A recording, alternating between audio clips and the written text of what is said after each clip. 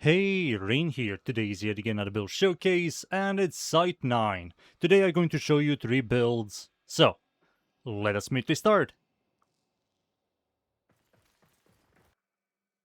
The first build is the Akarius build. We're going to focus around the secondary weapon Akarius Prime. Those guys are very good on CYTE-09. He easily fixes the ammo problems with his second ability.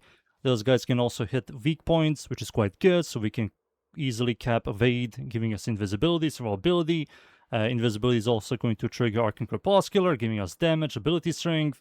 We're also going to spam his second ability, so we're going to use the brand new Arcane Sculptor, which is going to cap our ability efficiency, which is quite good. So we will have 100% uptime on this and this, which is quite good. So with flow and this, energy economy, completely fixed. We're also going to use one purple shard and build around duration and strength. You don't need a lot of range and you don't need efficiency because of this Arcane. We're going to keep the first ability, mostly because if something survives multiple shots, you're going to place this down and you will do more damage, weak point damage, right? But yeah, everything here is going to be utilized, and we're also going to remove the fourth ability for Thermal Sunder. We're going to use Thermal Transfer, giving us a massive extra damage increase. That's it. These are the abilities, stats, mods, arcanes, and now for the Akarius Prime. This is my CYTE-09 Akarius Prime build. We're going to use Fulmination for blast radius, better clear, multi-shot of course, critical chance, critical damage, fire rate multi-shot, viral damage, and heat damage. We do need heat for Cascadia Flare, giving us a massive added damage, and we're also going to use Prime Steady Hands to remove the weapon recoil. The weapon does have a minor recoil, which is kind of annoying to me. Maybe for you guys it isn't, but this is optional. Here are the stats. Passive, okay, I mean, you're never going to utilize this. Mods, Arcane, and now it's time for me to show you the companion. The companion I'm going to use is the Panzer of These are the mods. The most important mods here are these 4 mods. Tenacious Bond for the 1.2 final critical damage. Reinforced Bond for fire rate. This for you to get Reinforced Bond buff. And Sync Deconstruct for energy economy. Now for the claw.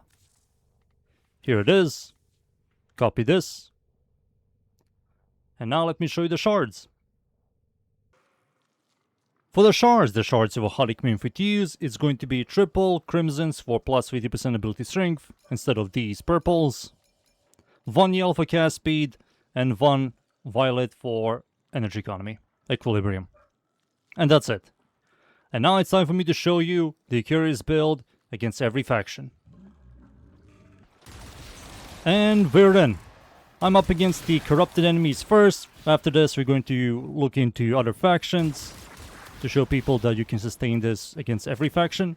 So the way this build works, you're going to hold your second ability, grab the electricity, let go. That's going to trigger Arcane Sculpture.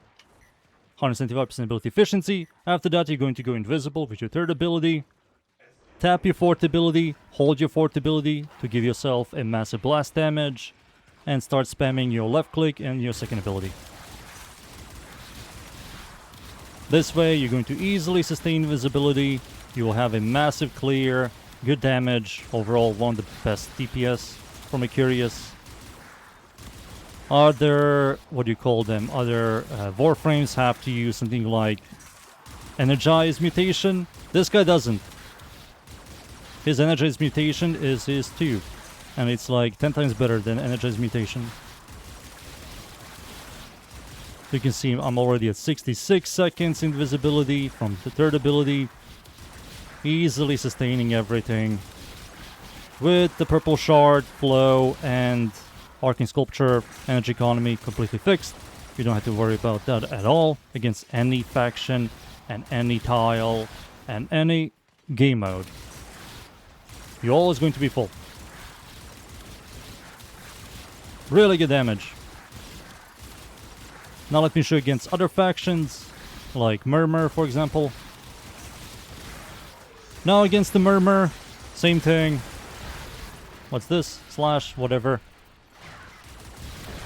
I need these guys to start dropping some energy, because I do need energy. There we go. We already at 60 seconds from evade. easily sustaining this. Do the exact same thing.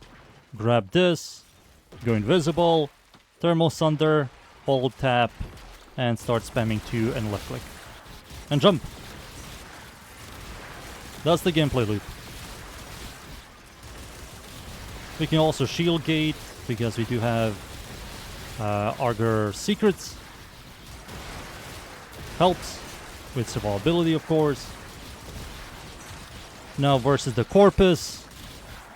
Same thing. Easily sustaining evade. Good energy economy. Once Xmas enemies start spawning, energy economy is going to be completely fixed, because they always drop energy orbs and health orbs. Right. Also, same gameplay.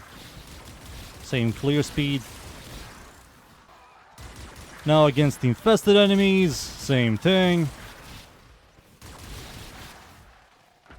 Jump down here. There they are. Brainless gameplay. Up here, goodbye doodlies. Over there. There we go. Beautiful. And the final faction, Grenier. Grenier tile sets are one of the worst, so getting weak point hits for evade is kinda annoying. But it's possible. It is possible. I'm already at 55 seconds. I hate this style. I don't know why did I pick this, but who cares, right? It works. We can sustain evade. And that's it. I believe you guys see enough in this build against every faction. Now it's time for me to show you the second build. The second build is the Shock Shells build. This build, we're going to utilize Acid Shell Sobek. We're going to create a chain reaction, spreading electricity everywhere. Our clear is going to be good. Single target is going to be decent. It's very good. We're also going to camp, because this is a very campy build. Our energy economy is completely fixed by having Arcane Sculpture and Energy Nexus. Range is more than enough for every tile, so you can shoot through walls with Seek. Ammo economy is fixed with the second ability. This is going to also trigger this, and we're always going to use electricity to create the chain reaction. Evade survivability. It's also going to trigger Arcane Crepuscular, giving us final critical damage and abilities efficiency. And we're also going to remove the fourth ability for Shock to use Shock Trooper, giving us some mass electricity damage, and this damage is going to dip our damage into our second ability, which we're going to spread with Acid Shell, Sobek, and with that, we're going to do better damage and better clear. That's it. These are the abilities, the stats, mods, arcanes, and now for Acid Shell Sobek. And here's the build. We're going to use Acid Shells. This is mandatory. Without this, the build doesn't really do anything. 2 electricity mods. These mods are very important for dipping damage. If you were to use something else like viral damage or blast damage, it's worse damage when it comes to clearing. So you have to use the electricity to dip the damage the highest. 2 multiplicatives. Prime Cleanse and Elementalist. Clip Delegation and Hell. This is for multi-shot, so we can kill enemies faster. And of course, Gilness Savvy for better single target DPS. And that's it. These are the mods. For the X-Open Adapter, you can use whatever you like. Doesn't really matter. I will recommend Vigilant Supplies. Primary Deadhead is mandatory for the 30% headshot multiplier. This makes the damage better. Also gives us active damage. And we're always going to do headshot kills, so this is quite mandatory. Arcane. And for the element, you have to use electricity. And that's it. These are the stats, mods, Arcane. And now it's time for me to show you this build against the units.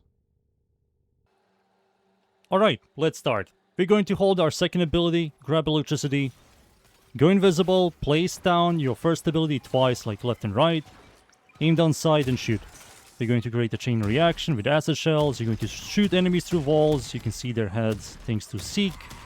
We're also going to hold our fourth ability, Shock, to give us more electricity damage, better dip damage. And this way, you're going to literally see enemies spawn and immediately die. It's a phenomenal tool for clear when it comes to camping, like survival. It doesn't have bad for exterminate, like you can go into this room, place down your first ability, shoot enemies, create a chain reaction. Then go over here, place down your first ability, shoot this guy, create a chain reaction, right? That also works. You're permanently invisible with Arcane Crepuscular, easily capping and sustaining everything. And ammo economy is like completely fixed. It's CYTE-09, just press 2, right? It also gives us Arcane Sculpture, Energy Nexus. It doesn't matter what game mode you play, it's always going to be like this. Doesn't matter what faction, doesn't matter what tile set, it's always like this. This is one of the best Acid Shells builds, maybe the best one. Especially for camping. It's very good. Look at that. Oh, it's still happening over there. But yeah. That's the second build. Now for the final one. The final build is the sniper build. We're going to use CYTE-09 Sniper. Something that not everybody uses, because it doesn't have the clear. It does have the single target burst, but doesn't have the clear. It has problems, which I'm going to talk about very soon. But as you can see, the build, same build. We're going to use Arcane Stretch, because the fourth ability is an ability, which is going to trigger Arcane Stretch. And Energy Next is Arcane Stretch with Arcane Sculpture, Energy Economy, fixed. Second ability, Ammo Economy, fixed. We're also going to have a guaranteed stats effect. We're going to see enemies through walls, be invisible, Arcane Crepuscular, and that's it. These are the abilities, no helmet, the stats, the mods, Arcane, and now for the sniper. And here it is. We're going to use critical damage, critical chance, critical chance, critical chance. Our critical chance is going to be around 480. Massive crit tier, average damage just skyrockets. It's quite good. Primary Security also gives us weak point damage, which helps. Vol Acceleration for fire rate. This is kind of mandatory. The weapon's fire rate is horrible. This helps it a ton. Stormbringer for electricity damage. Direct Acquired for headshot multiplier. And Spectral Serration for added damage while invisible. And we're always going to be invisible, so this is a no-brainer.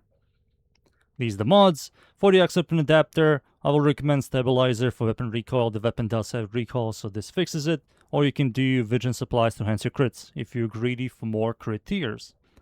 Arcane, we're going to use Primary Deadhead. This is a no-brainer. 360 increased damage and 30% headshot multiplier and weapon recoil. All these stats are really good for this weapon. The passive, when you press the L fire, you're going to shoot out a grenade that explodes in a small radius. It's going to freeze enemies, and when enemies are frozen, they will take even more damage. And that's it. Here are the stats. Passive, mods, Arcane, and now it's time for me to show you this build against the units. And we're in. This is also the last time. Steel Path, Survival mod. I'm going to show you this build, the sniper build. So I did say the sniper build has problems, and this is a problem on a lot of stuff, and that is overkill damage. So you're wondering, why am I not using gas damage or blast damage for clear? Well, because it doesn't work. The sniper does so much damage that it doesn't proc the status effect at all. This is something that I always had problems with. Same with Clairvaux. When you give him so much flat claw chance from his wand and use like Rhino Roar, and you have influence, you never proc influence, because he does so much damage that influence status effect doesn't proc. And it's so annoying. If this thing had a consistent blast proc with the second ability, it will be like a decent clear. It will not beat Acid Shell Sobek, but it will have really decent clear and a really powerful single target burst. But because it doesn't work and because of overkill damage, we have horrible clear. Like, I don't care about 21 million damage on these enemies. These enemies don't even have 21 million health. These guys don't even have 500,000 health. And I will be honest with you, I will sacrifice 95% of this weapon's damage for clear. That's why you see a lot of CYTE-09 players never use this. Because this game is all about clear, and this weapon doesn't really provide that. Right. As you can see, also, the gameplay loop is the same. Place down your wand, Press your 2, go invisible, and shoot enemies in their weak points. To prolong evade, to do a lot more damage. Let me use gas damage now. Same thing. Doesn't proc gas at all. It's a shame. But do you know what works? Electricity. Electricity works. It doesn't proc electricity, but you still do a lot of damage with electricity. It makes no sense, but it works. I think I saw 403 million. That's a big number. 700 million. 600 million. Normal numbers. But if you like seeing big numbers, this build is for you. It works really, really well. And that's it. I believe you guys seen enough. Time for me to leave, boys. And be right back. And there you go. CYTE-09 is very good. He's one of the strongest gun buffers in this game. He makes acid shells very good. The Exalt weapon hits really hard. The Akarius Prime, also extremely good. He's constantly doing damage, invisible. All the problems are fixed. He's very, very good. That's the Warframe and the builds. I hope you guys enjoyed the builds. Leave a like and sub, and of course, see y'all next time. Thank you. Goodbye.